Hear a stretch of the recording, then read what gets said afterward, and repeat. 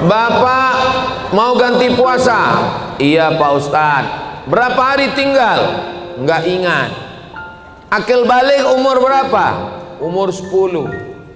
Sekarang 40. Berarti 30 tahun nggak puasa. Selama Ramadan biasanya puasa berapa hari?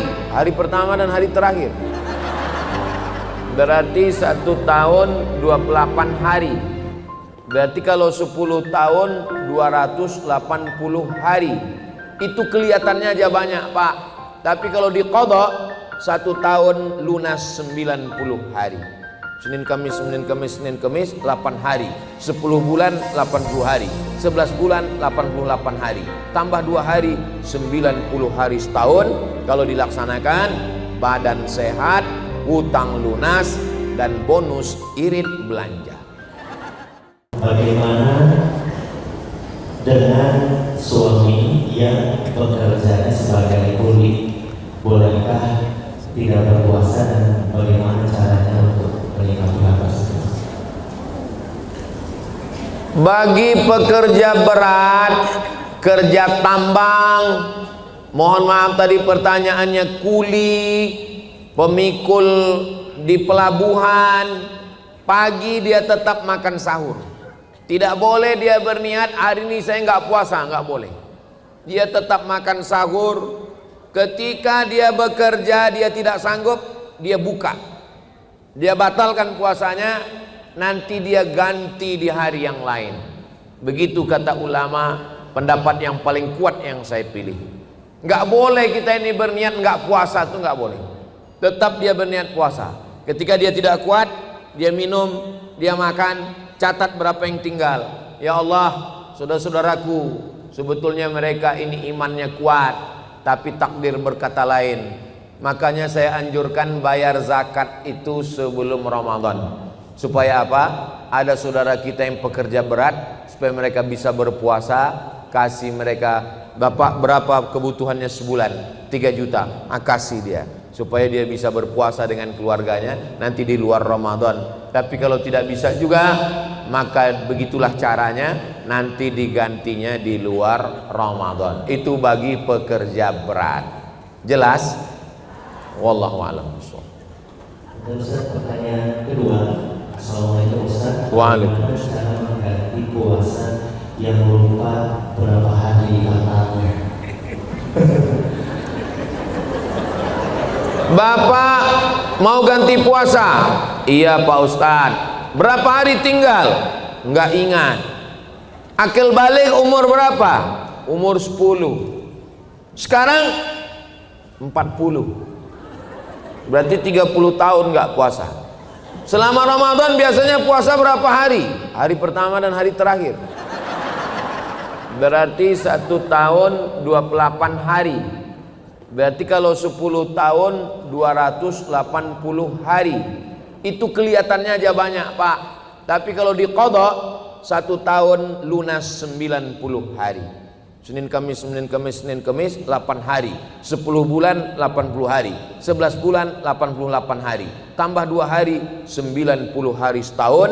Kalau dilaksanakan badan sehat, hutang lunas, dan bonus irit belanja. Alah, kayak Ustadz Somad nggak pernah aja tinggal puasa. Saya pernah tinggal puasa. Waktu di Mesir 4 tahun nggak ada tinggal. Waktu di Maroko 2 tahun nggak ada tinggal. Tapi sebelum berangkat dulu waktu sekolah pernah tinggal. Waktu saya puasa datang kawan saya bawa soto Medan. Padahal bulan puasa kan setan sedang dibelenggu. Rupanya setan datang bawa soto Medan. Tapi udah saya ganti. Kita juga pernah silap, pernah salah. Maka yang lalu-lalu kita ganti. Yang nggak tahu cara ngitungnya, hitung terbanyak. Kalau hitungannya ternyata 90, dia ganti 100, yang 10 itu terhitung sebagai amalan puasa sunnah. Misalnya ibu sholat zuhur di sini. Habis sholat zuhur pulang ke rumah. Suaminya baru pulang musafir. Kata suaminya, saya mau sholat mah. Ibu ikut lagi. Sholat yang pertama itu menggugurkan kewajiban, sholat yang kedua di rumah namanya fadilah, dapat pahala keutamaan sunnah. Begitu juga dengan puasa. Puasa kita yang berlebih itu dihitung sebagai puasa sunnah. Wallahu a'lam.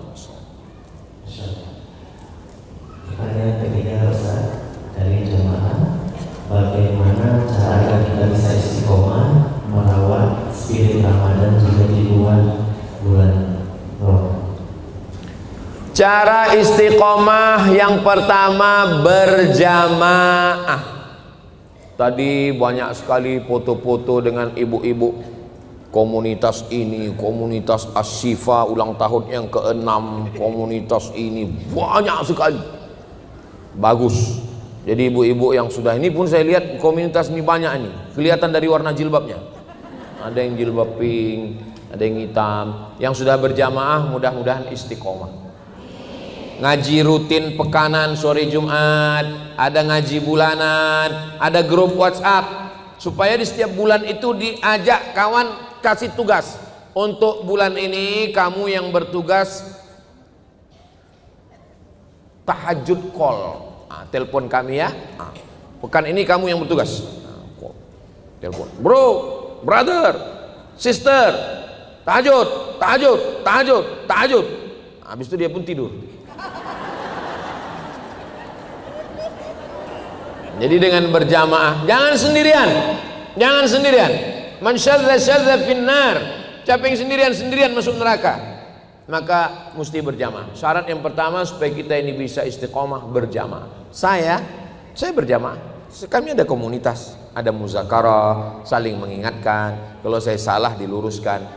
Saya nggak bisa berkata saya, nggak bisa. Kami, iyyaka na'budu wa iyyaka nasta'in. Yang kedua, bagaimana supaya kita istiqomah?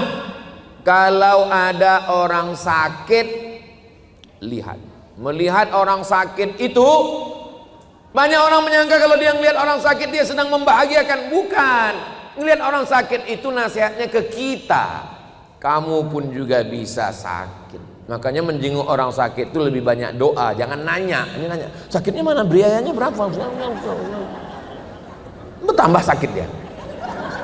Waduh, kalau kayak gini sakitnya kayaknya nggak sampai hari Jumat meninggal ini. Jangan banyak ngomong, melihat orang sakit. Yang ketiga, lihat orang mati. Nggak ada orang menasehati saya. Maka nasihat yang paling tajam ke hati dan pikiran saya adalah orang meninggal. Makanya kalau ada orang meninggal saya datang, saya buka wajahnya sampai ke liang lahat untuk mengingatkan saya, kau pun akan mati Abdul Somad.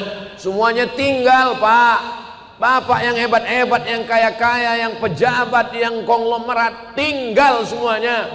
Surat tanah Bapak di akte notaris berganti dengan nama orang lain. Surat STNK BPKB motor mobil ganti dengan orang lain. Yang paling menyakitkan, tolong tarik nafas kalian, surat nikah berganti. Pulang dari sini kalian lihat surat nikah, nama kalian berganti.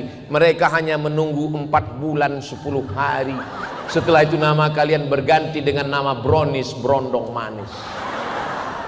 Betul Bu? Betul katanya. Mati kita. Memang kalau kita ngomong sama orang jujur ini menyakitkan. Apalah salahnya waktu kutanya tadi kalian pura-pura enggak dengar? Ataupun kalau penjawab dalam hati aja. Mudah-mudahan kita semuanya istiqomah. Berjamaah, tengok orang sakit, tengok orang mati. Enggak juga masuk ke dalam liang lahat. Insyaallah. Ya muqallibal qulub, wahai engkau yang membolak-balikkan hati, sabit qulubana, kokohkan hati kami ya Allah. Mudah-mudahan kita semuanya istiqomah. Doakan Ustaz Somad istiqomah. Dan pertanyaan berikutnya, bagaimana cara menyikapi seorang tokoh atau pemuka agama yang melakukan pelecehan seksual terhadap jamaahnya, sementara teman-temannya banyak yang menuduhi kasus ini? Laporkan ke polisi, enggak bayar. kumpulkan bukti, rekaman, apapun buktinya, laporkan ke polisi, jatuhkan hukuman. No viral, no justice. Kalau tidak viral, tidak ada keadilan. Viralkan supaya dijatuhkan hukuman, supaya memberikan efek jera, supaya orang yang menyebarkan agama menjadi baik dan masyarakat menjadi terjaga. Niatkan karena Allah, lillahi ta'ala. Lapor ke Komisi Perlindungan Anak, Komisi Perlindungan Perempuan, Komisi Perlindungan Suami-suami yang teraniaya. Sudah ada belum? Nanti kita buatkan. Mudah-mudahan Allah menjaga umat ini. La tajtami'u ummati ala dhalalatin. Umatku tidak akan pernah bersatu dalam kesesatan. Makanya ceramah tabligh akbar intinya adalah amar ma'ruf nahi mungkar. Mesti ada nahi mungkar. Jangan diam. Diam melihat kemungkaran.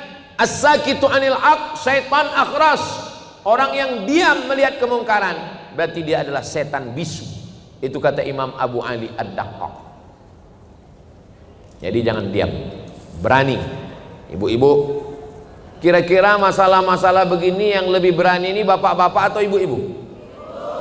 Jadi alhamdulillah kita punya ustadz yang memang garapannya anak muda. Kalau Ustadz Somad, saya ini lintas usia, dari bayi sampai nenek-nenek. Nah, maka anak-anak muda alhamdulillah sekarang komunitas anak muda Masya Allah yang hobi pakai motor hijrah, masuk surga sama motor-motornya sekalian, macam-macam, Vespa hijrah, King Cobra hijrah, Cup 70 hijrah, sepeda ontel hijrah, semua hijrah. Yang perempuan-perempuan, komunitas ini mesti dijaga dengan baik. Nah, berkomunitas, alaikum bil jamaah, hendaklah kamu berjamaah. Anak muda jangan gabungkan ngaji sama orang tua.